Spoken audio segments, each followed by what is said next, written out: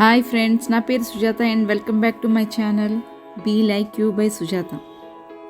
ఈరోజు ఈ వీడియోలో మీకు చార్ధాములలో ఒకటైన పూరిలో గల స్వర్గద్వారం విశిష్టత కోసం చెప్తాను.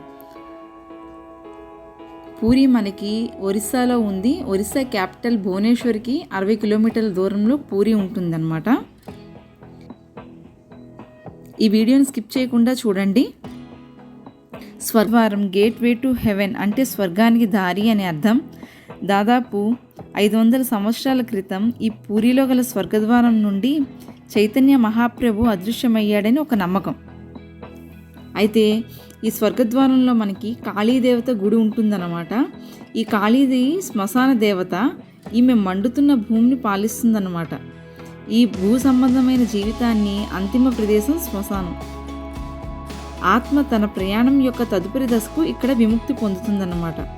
ఇక్కడికి చుట్టుపక్కల గల రాష్ట్రాల నుండి ఊరుల నుండి మృతదేహాలను తీసుకుని వచ్చి ఇక్కడ దహన సంస్కారాలు చేస్తారు.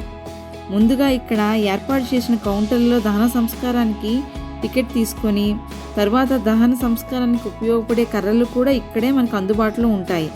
ఇక్కడ ఆ కర్రలను తీసుకొని మనకిచ్చే టోకెన్ నెంబర్ని బట్టి వాళ్ళు మనకు పిలుస్తారు. అప్పుడు దహన సంస్కారాలు చేస్తారన్నమాట. ఇక్కడ రోజులో 24 గంటలు దహన సంస్కారాలు జరుగుతూ ఉంటాయన్నమాట.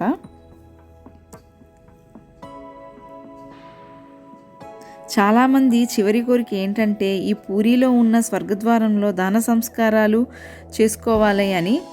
అందుకు వాళ్ళు వాళ్ళ పిల్లలతో ముందే చెప్పుకుంటారనమాట, మాకు ఏం జరిగినా సరే పూరిలో దహన సంస్కారాలు చేయమని చెప్పేసి. అలాగే పిల్లలు వారి కోరిక మేరకు ఇక్కడికి వచ్చి దాన సంస్కారాలు చేస్తారనమాట. దాన సంస్కారం తర్వాత అస్థికలు వాళ్ళు ఇస్తారు. దానిని పవిత్రమైన పూరి సముద్రంలో కలిపి అక్కడ 11 మంది లేదా మీ శక్తి కొద్దీ బ్రాహ్మణులకు భోజనం పెట్టి ఆ జగన్నాథుని దర్శనం చేసుకుంటారు. నా నెక్స్ట్ టైం వీడియోలోని పరమ పవిత్రమైన చార్ధాములలో ఒకటైన పూరి విశిష్టత కోసం తెలుసుకుందాము.